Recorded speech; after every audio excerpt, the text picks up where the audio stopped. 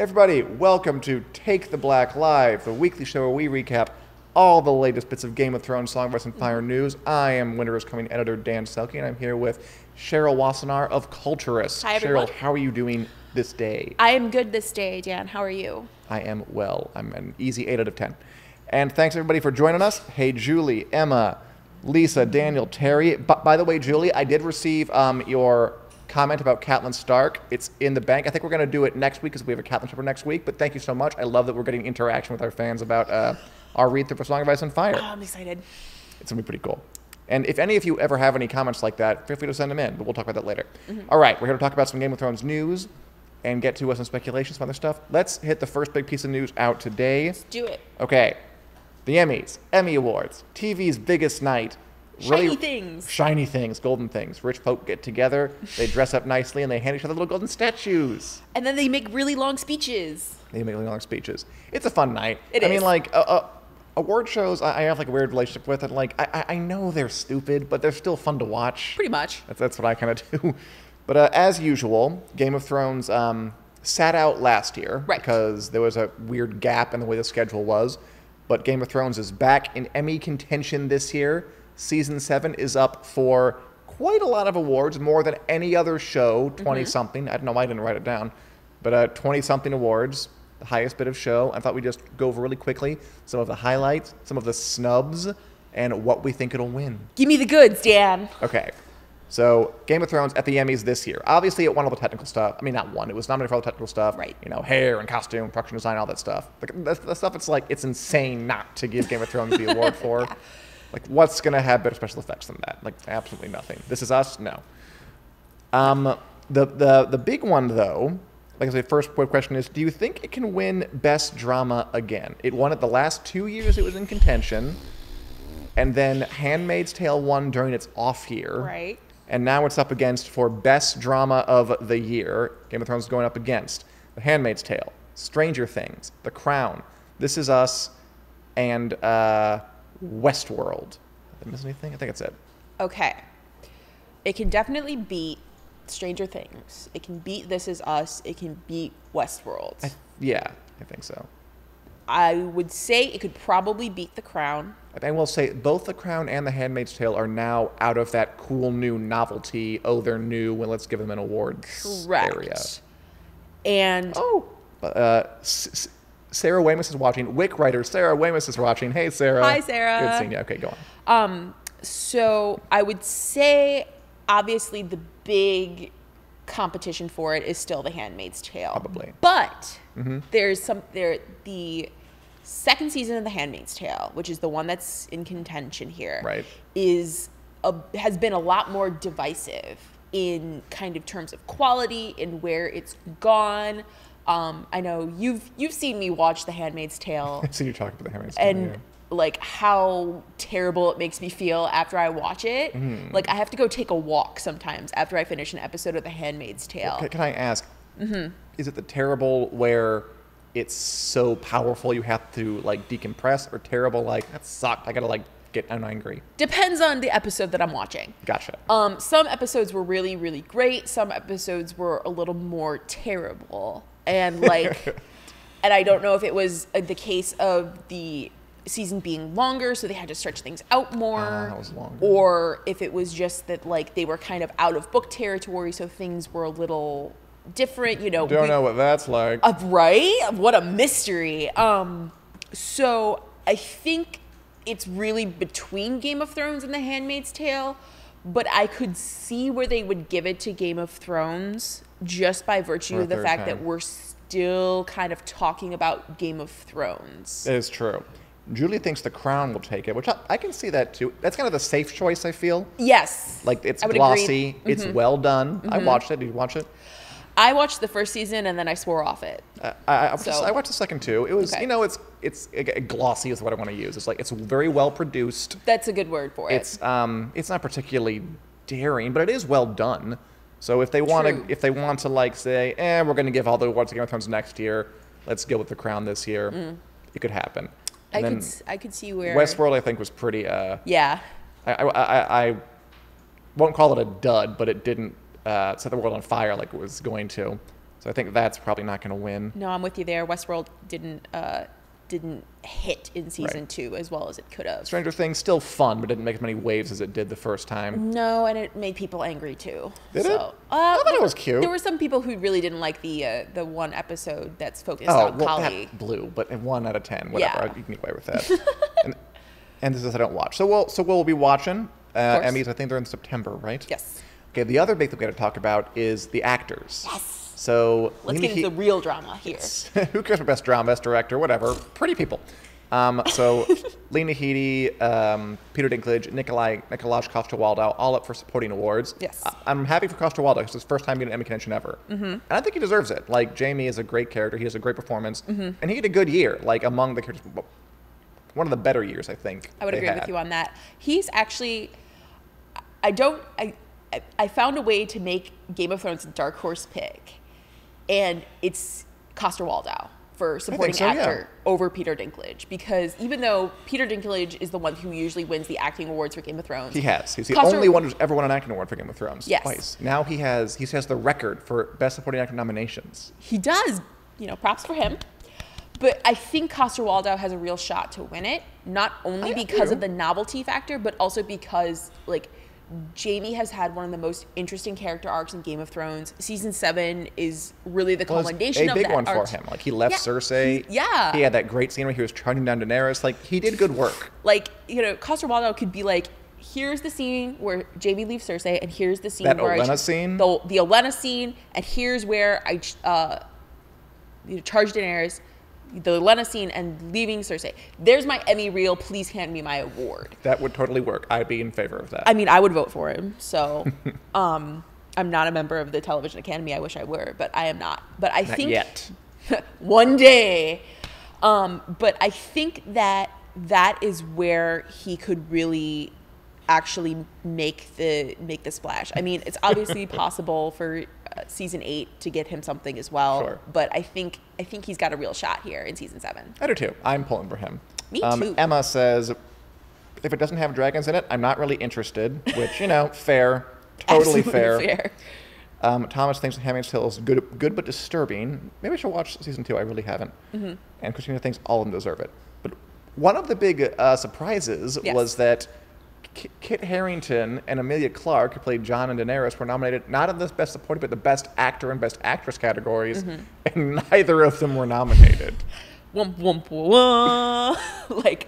Wow. Which, I mean, I don't know if I'm surprised or not. This is the first time HBO ever nominated actors in Game of Thrones outside of the supporting, so they put them in the main categories. Right. And I think they thought maybe it'll give them a better chance, but it was a gamble that did not pay off. Should they have been nominated among, the big guys on this ensemble-ish show? I mean, I'm not surprised that it failed. The drama categories in the Emmys, especially Best Actor and Best Actress, are crowded They're as very all strong. get out. And I don't know if Harington and Clarke were the right choices for it anyway. I legitimately would have put Peter Dinklage and Lena Headey in. You think so? I mean, they are main characters of the show. It almost irritated me that they were even elevating any one person to main status. Right. When it's been an ensemble for so long. Exactly. If you had to do the gambit, I don't think I would have picked either Kit Harington or Emilia Clarke in the first place. So it doesn't surprise me that they didn't make it in anyway. I mean, I do think as the story gets to the end, right. It's okay for people to kind of rise up and be. Sure. I mean, we went 7 out of 8 years without having leads. It's fine. You've earned the right to do it. Go ahead. We've moved past it. I mean, in a crowded field, do you know off the top of your head who was nominated in some of those fields or anybody? I can't remember. Sterling K. Brown. Yeah. I want to say Milo Ventimiglia is in good pronunciation drama. too. I gave it a shot. And then I want to say it's not Coleman. It's Claire Foy. Yes, Claire Foy is definitely up there. And Elizabeth Moss. And I believe Matt Smith, unless he's for supporting. Matt Smith might have been supporting, but I'm not sure off the top of my head. Cool. But I would say that, when you have these kind of titans of drama, And especially when you consider that Game of Thrones has so many nominations otherwise, I could see where the Academy would kind of pass them over in the main categories here. I can too. Although I'm pulling for, my pick is for Coster Waldo. I hope Jamie takes it home this year. I think he deserves it. He's never been nominated before, so go Jamie. The only award I really want them to win, though, and I think they will, tell me if you think I'm wrong, is Diana Rigg for Best Guest Actress in a Drama. This is her third time up for the award. Yep. Arguably, this was her, even though she didn't have many scenes, she went out on a really good note. Yeah. And it's the last time they'll be able to award her for this role, and clearly they like her in it because they've given her nominations already.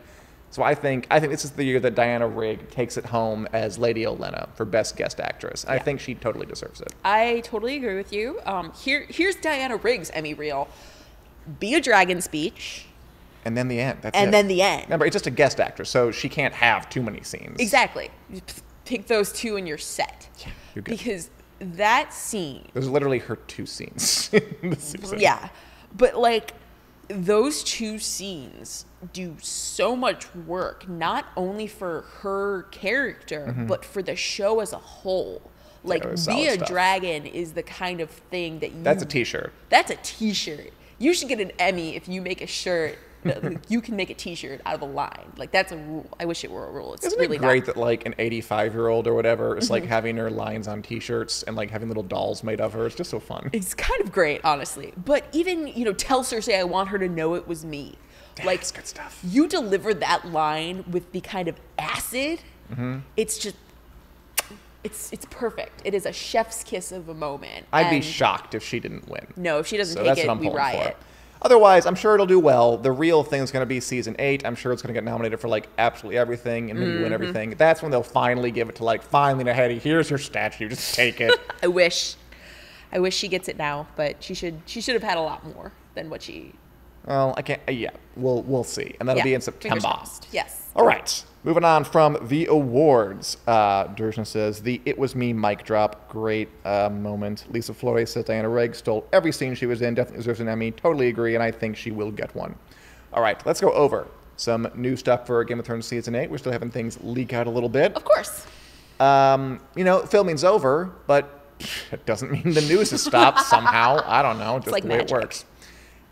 Watchers on the Wall fan site has news about a new character being added to Season 8. They got wind of a new actress who's going to be in it. Hope I say this right. An English actress named Laura Elphinstone, which is a great name, by the way. It's what I'm going to name my next fantasy character. Exactly. I think we have a look at her here. She's going to be playing a character. She is the one in the bed, by the way, not the one giving birth.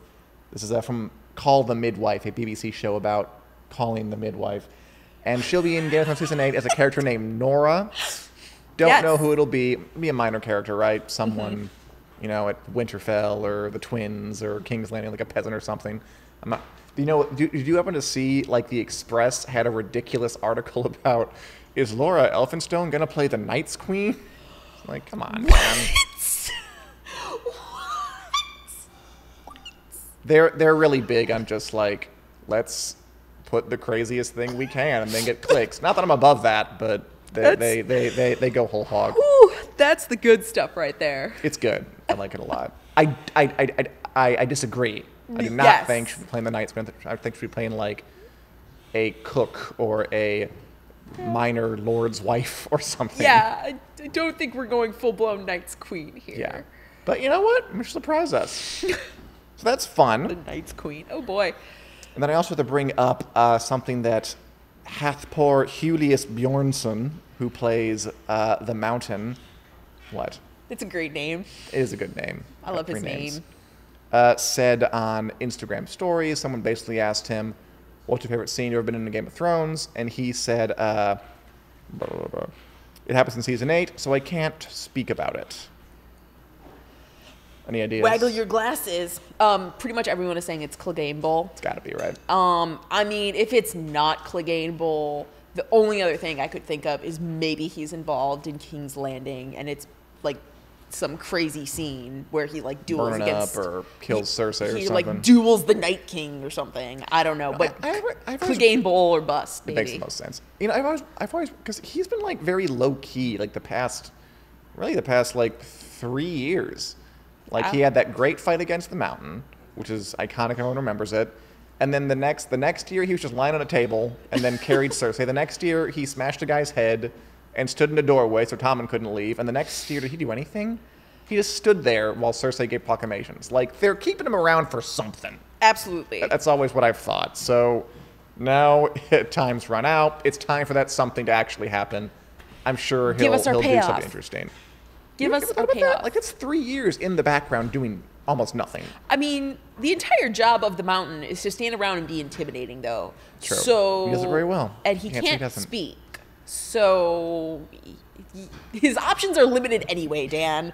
They're so clever about that, too, because the guy is just like, he's a strongman bodybuilder. Like, he's not an actor, and he has a really thick accent. So, like, you know what? Yep. We're going to work to your strengths. Just stand there and look tall and intimidating. That'll work. Excellent. Good work. And he's great at it. Good for him. He is impressively intimidating. So I am going to... I look forward to seeing whatever he tears up next time. Really quick, a comment from Melissa. I know it won't happen, but would be great.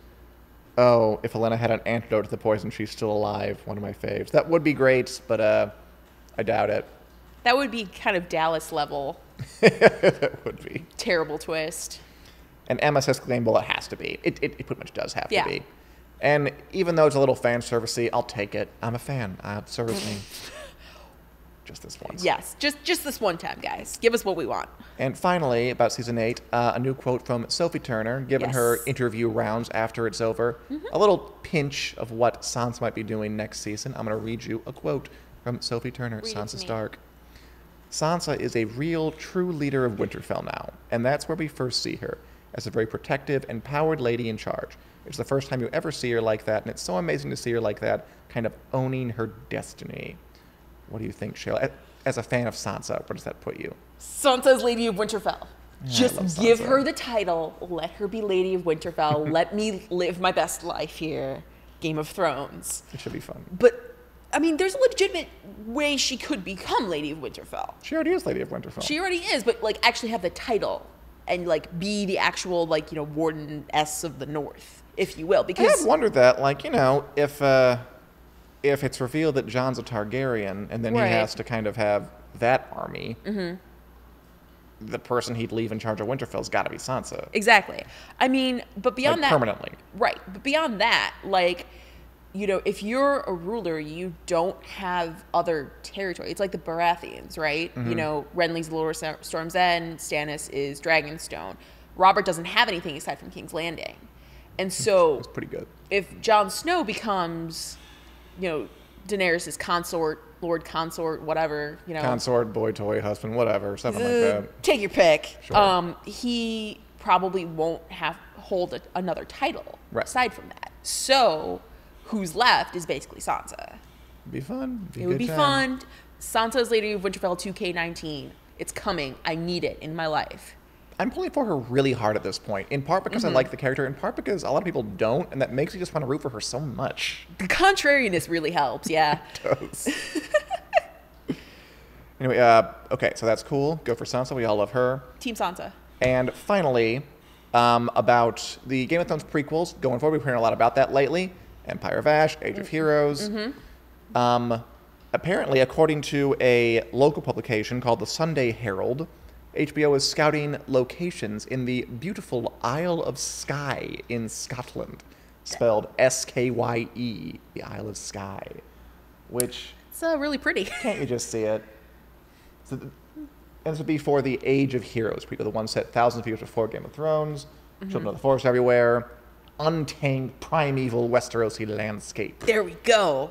Good stuff. Spires towering into the sky, forests as far as the eye can see. Mysterious magic everywhere and wonder. You got that little accent at the end there. It was perfect. I'm trying to set the scene. I'm as a narrator. You've done it for me. The scene is set. It's cool. It is really pretty.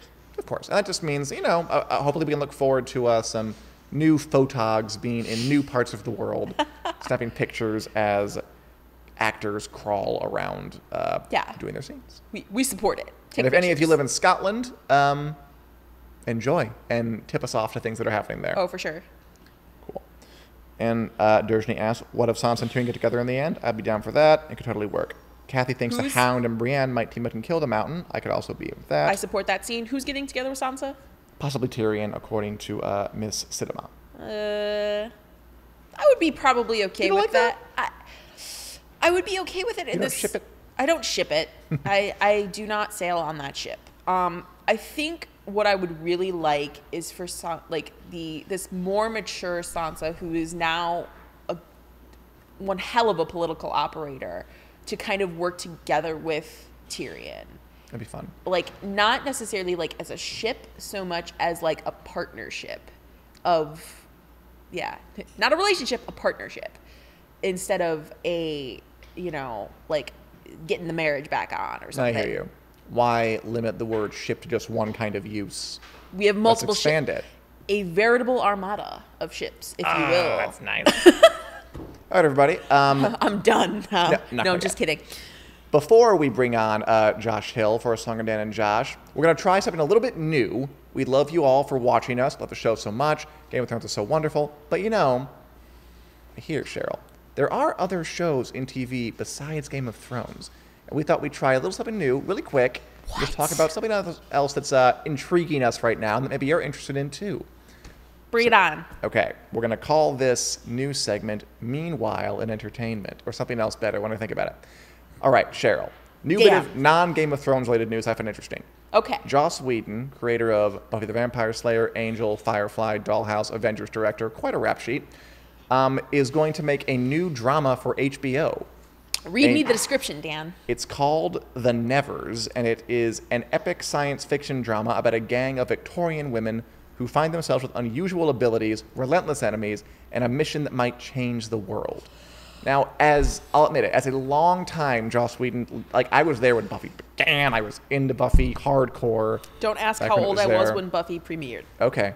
And I have followed his career, and he's at an interesting place right now because obviously he went through this cheating on his wife scandal. Yes. But now HBO is hiring him to make a new splashy show, kind of cognizant with their new mission statement to make more content. What do you think of this new development? Well, if you had just read me the description, I would have said, sign me up, Dan. This is interesting. This is the kind of content I like to see in the world. And then you said Joss Whedon, and I was like, oh, no. Oh, no, I do not want this anymore. No, for what it is, Buffy is a product of its time. Probably. I haven't watched it in a while. I wonder if it aged. It's aged, not well in some cases, but it's aged. And Buffy, for what it is, for a 90s, early 2000s show, is great. Like, there's a reason we still look to Buffy Summers as a great female TV character. Still an icon, yeah. Still an icon. But the world has moved past Buffy in the sense that we expect more of women on TV. We expect more, and I don't know if Joss Whedon is capable of adapting to the times because, he had a big hand in Age of Ultron, and that is the source of the terrible Bruce and Natasha side story. To be fair, I mean, that production was crazy. The Age of Ultron production, he had, so many demands on him. I don't want to defend him too hard here, but I forgive him nothing. Making a big multi with everything that movie needed to be was going to be difficult. Yeah. And he got out of there after that. And he chose to incorporate my big deal is what happens to Black Widow in Age of Ultron, because this is the movie where she has the big, I can't have children, it's so bad. And that is a terrible choice on so many levels. And, this is someone who got off, he got kicked off. Well, he didn't get kicked off Batgirl, but he's like, oh yeah, I signed up for Batgirl, but I don't have a story. And so at this point, I think the world has kind of moved past what Joss Whedon is capable of in terms of producing good female TV characters. Like, this show, the concept of it, has me going like, yes, please, I want it. And Kinda then like Penny Dreadful or Extraordinary Gentlemen, but like Victorian women is what it sounds like to me. yes, and I love Penny Dreadful. It's a good show. It is a good show, and if you haven't watched it, please do. It's great. But like, I don't know if I trust Joss Whedon with the concept anymore. I can hear that. He has, I mean, I think it's unfair to say that he has done work since Buffy. Like Avengers, whether we love Age of Ultron or not, Avengers is maybe one of the big tentpole blockbusters of the past decade. Sure. And he was a big part of it. And I know his star has been falling a little bit. I don't know if this is going to be his comeback or this will be the nail in his coffin. We'll have to see. Yeah, I'm not sure how I feel about it. It does sound a little twee to me, like Victorian superheroes. But, I mean... Steampunk is big. It is... Is it right now? Steampunk? Steampunk has never really gone away, I guess That's would true. be the more accurate way of putting background that. noise for a long time. So we'll find out. Yeah. I mean, it's an intriguing idea. Julie loves Penny Dreadful. I do too. I'm actually in the middle of watching it for the first time. It's really solid. I watched it with my mom. Mm-hmm. Yeah, I watch a lot of weird things with my mom. I showed my mom the first episode of Game of Thrones, like while I Always fun showing your parents that show. Right after I had my wisdom teeth taken out, so it was a great time. But yeah, no, Penny Dreadful is amazeballs, and more people should have watched it, and they should read the comics too. Cool. Yes. Anyway, that was Meanwhile Entertainment. Might try it again. We'll see. Thank you so much, Cheryl. Mm-hmm. We'll see you next week on Wednesday. And now I'd like to bring on... Actually, you won't see me next week on Wednesday. Oh, right. I'm going to be on a boat. But I will see all of you nice people in the start of August. Cool. So, bye, everyone. Anyway, and now I'd like to bring on fan-centered editor Josh Hill for a segment we call A Song of Dan and Josh. Josh has never read the Song of Ice and Fire books. I have read them all multiple times. We're going to talk about them, walk through them chapter by chapter, pick them apart. What makes them work? Why are they good? Why aren't they good? If they're never not good, which they never are. We're still on A Game of Thrones, the first book in the series. Oh, yeah. And today we read Tyrion 7 and Sansa 5. Yeah. Josh, how are you? I'm good. Hello, everybody. Hello, Julie. Thanks for sending in that Catelyn thing. We looked it over. It was we did really look at good. it, Julie. It was very cool. I was really I excited. think we're going to keep it till next week because there's a Catelyn chapter we'll do next week. So we're going to address your comment then. But I love that you sent it in, and I love the idea of having discussions with you guys. Yeah. Anybody wants to send in their comments about our talk, feel free. We will totally talk about it. Oh, yeah. All right. So let's get into the chapters for this week. Let's do it. Tyrion 7. Tyrion is with the Vale Clansmen. Mm-hmm.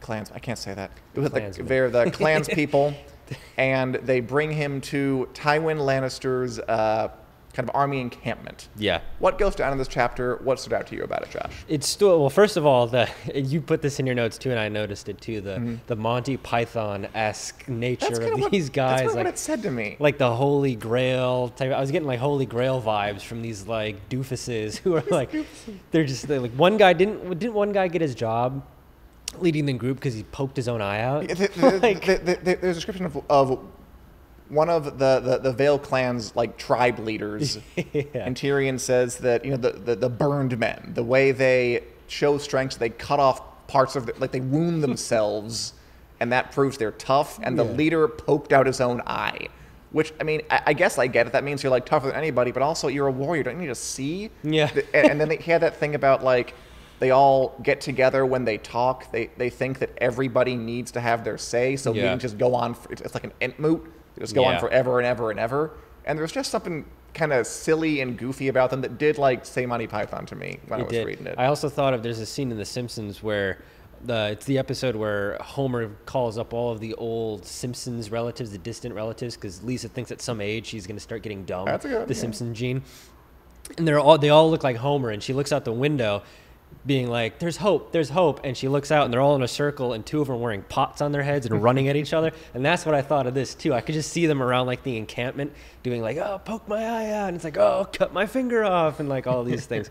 So, but they're warriors. They're the clans people, not clansmen. I'm not sure if it was Tyrion's situation, but they had a lot of fun with them. They did. I mean, like, Tyrion had some good bon mots here. Like, you know, he described one as, what did it said?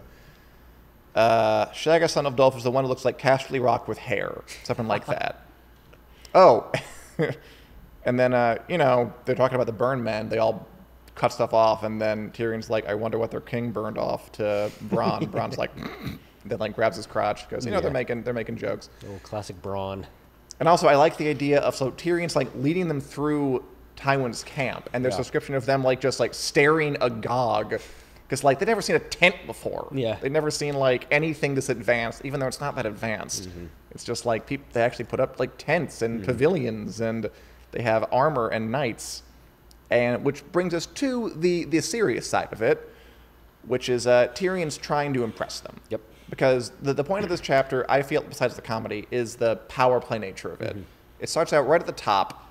There's confusion. Like, no one seems to know, is Tyrion leading these Vale clans people?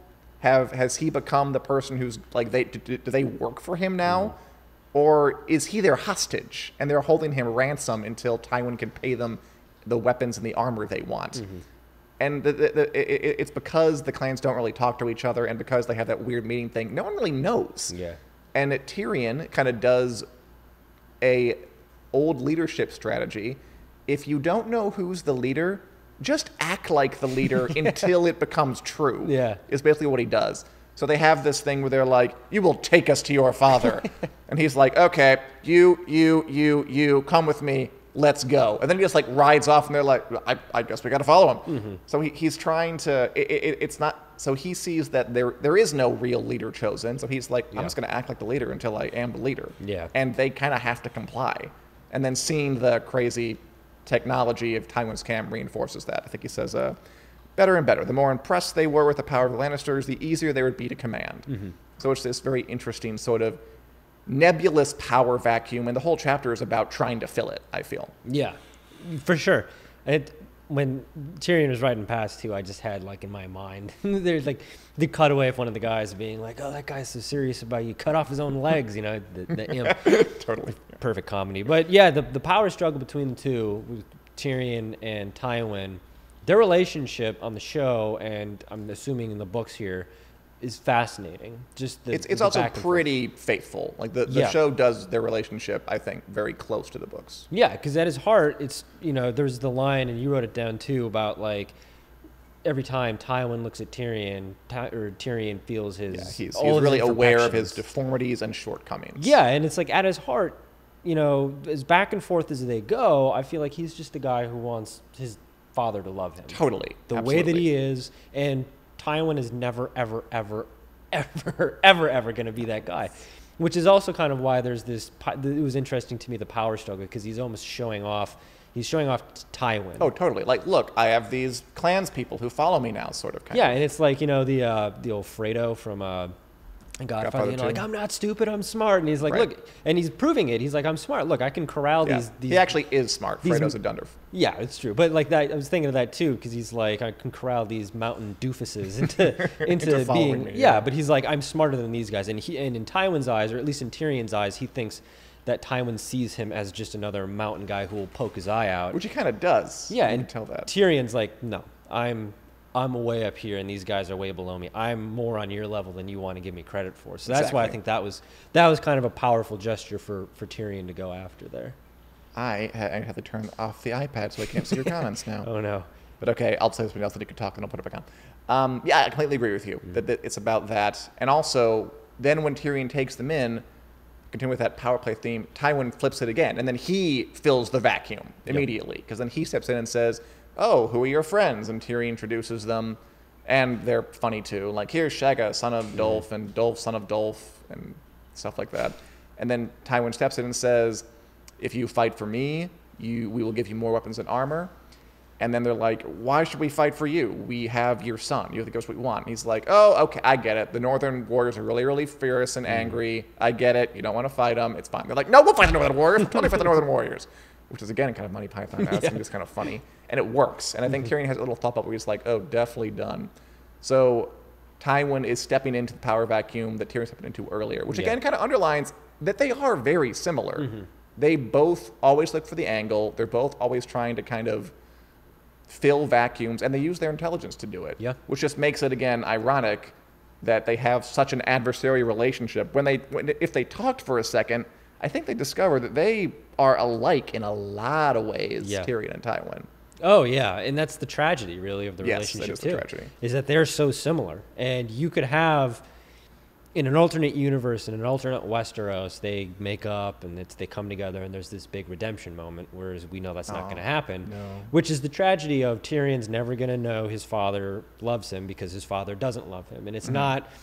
You know, a lot of times these stories are told and we get some like romantic ending where the father realizes that his son is somebody. His son is an extension of him, and he is going to love his son for who he is no matter what. And George R. R. Martin's basically like, nah, not here. We're not doing that here, Happen. which It is ends true. in the most humiliating way possible. And it's like that's kind of heightened Tywin's completely. death, but like that's speaking to those stories don't always have happy endings. So we have these reflections of real life almost in Westeros in this relationship of there's not always a cheesy gooey center to these lost relationships. Sometimes they're Right. just broken, and no matter how much we want them to come together, there's always going to be the heads butting. So True. I will say, I never really thought oh, Tywin, just hug your son. I don't know. I guess I never really, I never even got that far because he's just so cold to him. He is. But you're right. In another universe, they could have been really good allies and friends, and just for whatever reason, I mean, because Tyrion, his mom died in childbirth. Yeah. Also, Tywin hates the idea of a dwarf for a son.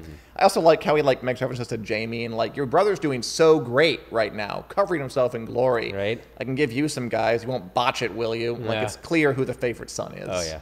And then Jaime hates Tywin for his own reasons. So that family is just really unpleasant. Tony Roberts says, Tony Roberts? Tony Roberts. Oh, we got a lot of famous people watching this show. Spelled Toni. So not that Tony Roberts. I think this chapter helps establish that Tyrion can be a leader and starts to build that aspect of him before we reach the Blackwater battle later on in the books. I think you're totally right, Tony. It's because, Tyrion hasn't really been a leader for much of his life. He's kind of bought into Tywin's, fiction of him as useless and worthless. And we're seeing the first steps, but he always had it in him. And he'll grow and grow and grow. And I think, as you said, hoping to gain some approval. Yeah. Even if he doesn't want to admit it to himself. And Yeah. the tragedy is he never will. No. And then it'll be too late because Tywin will be dead into it. No validation. No. Julie says, I always hoped Tywin was going to come around a bit, but knew Yeah. he was lacking good fathering skills. That is an understatement. Julie's on the ball. She definitely is, but we completely agree with you. Oh, and Emma thinks might be a bit of jealousy between them, which is possible too. Yeah. All right. Anything else about Tyrion 7? Solid chapter? Did you read Tywin's description as mutton chops? I thought it was yeah, mutton that chops bit. that I he wrote had. that He's down. like balding with mutton chops. I was like, this is not what you look like on the show, man. Charles Dance I thought they did a really good job with Tywin, the spirit of him, but Yeah. they definitely cut out his weird-ass haircut in the show. I'm just going to read the description. When his once thick golden hair begun to recede, Tywin had commanded his barber to shave his head. Lord Tywin would not believe in half measures. He razored his lip and chin as well, but kept his side whiskers, two great thickets of wiry golden hair that covered most of his cheeks from ear to jaw. Yeah. So he has like an Amish beard, Tywin, and a bald head. Yeah. Not how he was in the show. I No. think would have laughed ourselves silly if he had that in the show. So good call on the part of HBO. All right, I'll move on to Sansa. Let's do it, Sansa. All right, Sansa 5. We are back in King's Landing, and I think this whole scene, chapter 6, in the Red Keep throne room, with Joffrey is holding his first session at court, which is just the way government works back then. A king sits in a chair, or a queen. People just come up to him and be like, I want this, yes or no. I want this, yes or no. Or in Joffrey's case, yes, no, or just behead him. And how does it go? Well, and I also, before we get into that, just the commentary of that's how government works, and then it's run by a child. that's great. Barristan, he's Monarchies aren't good. No. For this reason. Because, you might get a good person. You might get someone like frickin' Joffrey. Yeah. You never tell. You never know. So Barristan gets fired. Yes, Barristan suddenly gets fired from And the he Kingsguard. causes a scene. He does. Quite a scene. Takes off his armor, threatens to kill his Kingsguard compatriots. Yeah.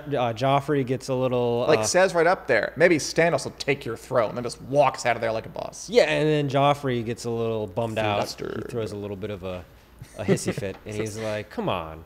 He called me boy. Yeah, he's got to respect very me. upset. It's like, all right, bud. And the Hound refuses to get knighted. That was that stood out to me. I was like, of course he's not going to want that. But he hates knights and knighthood. He does. But to me, this chapter was kind of about setting in motion Cersei's plan. This is Cersei moving the pieces on the chessboard. It was less about, and it kind of encapsulated to me what she's all about, the smoke and mirrors that she's all about. Because the chapter essentially, if you gloss it over and look at it, is Barristan Selmy gets fired, and it's the Hound gets promoted. The Hound gets promoted, and Joffrey throws a fit. Where it's underneath that, the context of it, of Cersei's moving these pieces into place. Absolutely, yeah. And that's how she operates. That's how she's gone. That's how she plays the game. And we've seen it on the show. Everybody knows who she is, but nobody knows the moves that she's making. And Ned even was like, I don't know about this, and he figured it out. And of course, told her, and that was stupid. But to me, this chapter was, I'm going to kidnap you. Okay. Right. This chapter is all about how Cersei operates, and it was like almost acted as a metaphor to me, or like it was interesting in that it wasn't about what it was actually about. And now we're moving into the mystery. We're kind of done with the noir Ned stuff, which was the case every time we went to. Yeah, it's interesting that like we completely dropped Jon Arryn's murder. Like no one cares about it anymore because it never really mattered to begin with, and now the MacGuffin is over. Yeah. Yeah, and the best part about it, too, is it's a chapter about a guy getting fired, about another guy throwing a fit, and another guy getting promoted, and the moves of Cersei, and it's a Sansa chapter. So, I mean, that's, I think, is the best thing about it. Yeah. That it's a smart thing about this point of view structure, because if this chapter was from Cersei's perspective, it'd be completely different. It would be like, so now it's time for the Hound to get promoted because she arranged all this. So she and Littlefinger and Varys and myself all work together to like make up a schedule. Okay, now again on Slint, we're going to promote him. We're going to give out this award. He's going to receive this person. But it's interesting because it's from Sansa's perspective because she doesn't know any of that. She just sees it, and we have to infer that what's happening is kind of what happens after any new government. They're rearranging people. It's like when Trump came into office, he fired the people who Obama appointed, and then he hired his own people. This is the exact same thing. They're firing Barristan Selmy, who's been on the Kingsguard forever and is too old, and they're hiring their guy. The Hound is their guy, so he's the one loyal to them, although they think he's loyal to them, but he'll do other stuff. They promote Janos Slint, who is the guy who helped betray Ned. He was in charge of the city guard, and he turned on Ned's men and had them killed in the king's room. And they give him a Harrenhal, which is a big old castle. And there's this nice bit where I'm going to read it out loud. Where proud lords whose houses went back thousands of years made way reluctantly for the balding, frog-faced commoner as he marched past. So Janos Slint is kind of like this new money guy who's being promoted for his service. But it's like any other government. This guy helped him on the campaign, basically. So, okay, we're going to give you a cushy position. And other people might not like it, that kind of thing. And again, the great thing about it is that Sansa just doesn't really know any of this stuff, but we can infer it. Like, there's a bit at the beginning where Sansa's like, she's in the Great Hall. There are about 20 lords here. Usually there are 80. It seems so quiet in here. And the question is, where are the rest of them? They're off joining Stannis. They're off joining Renly. They're off picking sides. But Sansa doesn't care about that. She is focused, understandably, on making the plea for her dad, where her priorities are right now. Yeah, and the fact that all this is happening in front of her eyes and she doesn't see it is perfect, because that's exactly how Cersei gets into power and is able to enact all of these plans that she has. Is she's doing it in broad daylight. She's not like she's going to some like secret meeting in the Legion of Doom or something like that and making all these things happen. It's happening in front of Sansa, in front of everybody. Like even the bit of like because Cersei is sticking to a script. She has an idea of what she wants to happen. And when Barristan goes off the rails and has his little moment, and Joffrey gets bothered by it, Cersei has to step in and she reassures him. She's like, all right, don't worry about, and like, even that, it's like she is playing her script out. Cersei's playing her script out. Mastering the thing. And Sansa is oblivious, even though it's all happening right in front of her. And I mean, she's not looking for it, but that's the point. So that's great. I thought that was brilliant by George R.R. Martin. How about Sansa's big moment, though? So her big ending moment of the chapter thing is she gets in front of there, she petitions Joffrey, she pleads for mercy, for clemency for Ned. Oh, Sansa. Yeah, she's what she's doing. I don't think that this was part of the script either. I mean, I think she's just going there, but it's fun that Cersei quickly like sees it. Yep. It's like, okay, she's pleading for mercy. She still thinks Joffrey's a nice guy. Whatever, sweet girl. And she says like, okay, maybe we can do that if Ned confesses. So she's seen a way out of this whole Robb situation, where if Ned just confesses his crimes and we send him back, that'll pacify everything. And then Joffrey can be in the throne and just keep it. And we can fight Stannis or whatever, but at least we won't have the Robb to deal with. Yeah. So that's what's in her. But again, like you said, it's under the surface. We have to infer that. I think it'd be fascinating to get this chapter like from Cersei's perspective, because it'd be completely different. She'd be like, where are those ungrateful 80 lords? I wonder where they are. I'm going to kill them all. Bring their necks. And then she's like, then she smiled nicely and said, oh, Sansa, won't you do this? And so for Sansa, she's just making this impassioned plea. And Joffrey does promise that her words has moved him, and he will honor them. No, he's not going to do that. Oh, Sansa. I almost like it better that we didn't get this from Cersei's perspective. Yeah. Because, like you said, we can picture all of those things going on in her head, but all we see is the smile. All we see is the superficial, what she's trying to put like forward. The pageantry and just the script of it. Yeah, well, it's like if you go back and reread the chapter, you can kind of get inside of Cersei's head without being in Cersei's head. So it was kind of a cool thing where it's like you're reading it and she's smiling, she's reassuring Joffrey and she's reassuring Sansa, but in her head she's doing what you just said, where she's like, she's working through it all. But because we can't see it, the inner workings of her head, that's what makes it so much more of a diabolical plan that she has going on here, because it is such a secret thing that she's doing. Yeah. I will say I have my problems with the last two books, but the Cersei chapters are lit. Like she's just angry all the time, and it's so great and so much fun. They should put that little quote on the back of the book. The Cersei chapters are lit. They're Dan lit. Selke. They're lit. Winter's coming. Tony says, I think this chapter is the first time Sansa is exposed to the politics involved in a ruling and how a new power reorganizes the players in the game. I completely agree. I think it's something that's going over her head, but again, we're approaching the moment where she kind of has the rude awakening and has to pay more attention to what's actually going on. But that'll be soon enough. Any other... Oh, I had one more thought, which is like the focus on all the clothing in this chapter is, again, important just because, A, Sansa likes it. So she spends time thinking about what Joffrey's wearing, his plush velvet, whatever, and like she spent hours choosing her jewelry, yada, yada, yada. Because again... She's still romanticizing this Disney princess version of the world that she has.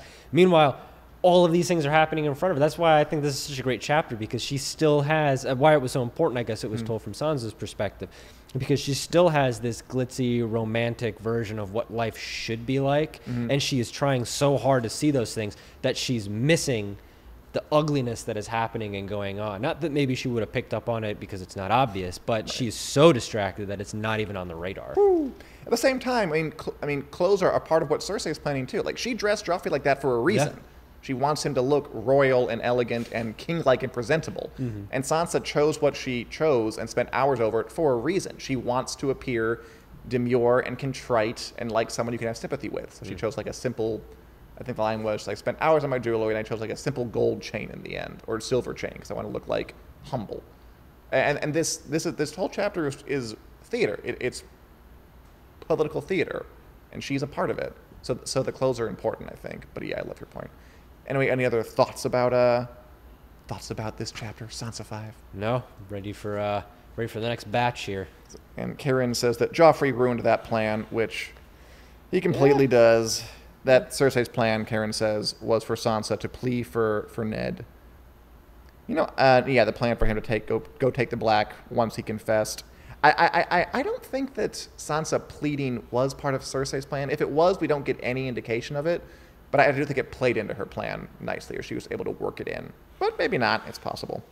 Anyway, next week, let's hit The next two. The next Eddard chapter. I believe the last Eddard chapter ever. Oh, It's wow. not the execution, but it is, because this is a spoiler, but we don't see his execution from his point of view.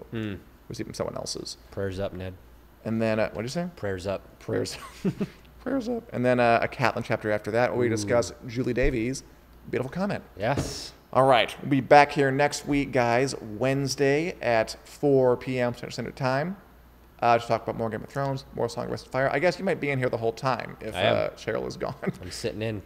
You get a whole hour of me. Me and Josh Hill talking your ear off about Game of Thrones, Song of Ice and Fire next Wednesday at 4 p.m. Hope to see you there. Thank you so much for watching, and have a lovely day.